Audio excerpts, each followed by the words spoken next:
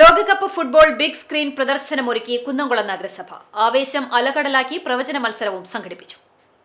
ലോകകപ്പ് ഫുട്ബോൾ ആവേശത്തിൽ പങ്കുചേർന്ന കുന്നംകുളം നഗരസഭയും ഫുട്ബോൾ ആരാധകർക്കായി ലോകകപ്പ് ക്വാർട്ടർ ഫൈനൽ മത്സരങ്ങൾ മുതൽ മേള കൊടിയിറങ്ങും വരെയുള്ള എല്ലാ മത്സരങ്ങളും ടൗൺഹാളിൽ ബിഗ് സ്ക്രീനിൽ പ്രദർശിപ്പിക്കും. പ്രദർശനം ആരംഭിക്കുന്നതിന് മുന്നോടിയായി ഫുട്ബോൾ പ്രേമികൾക്കായി ആവേശകരമായ ലോകകപ്പ് പ്രവചന മത്സരവും നഗരസഭ സംഘടിപ്പിച്ചു.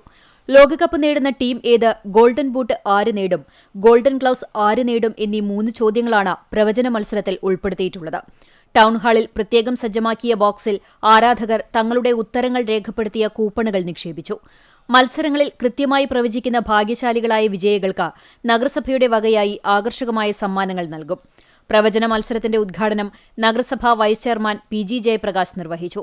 വികസനകാര്യ standing committee chairperson Pushpa John അധ്യക്ഷത വഹിച്ചു.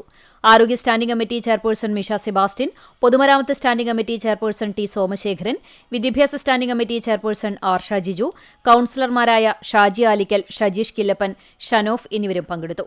ക്വാർട്ടർ ഫൈനൽ മത്സരങ്ങൾ ബിഗ് സ്ക്രീനിൽ തത്സമയം കാണാൻ വൻ ജനപങ്കാളിത്തമാണ് നഗരസഭ പ്രതീക്ഷിക്കുന്നത്.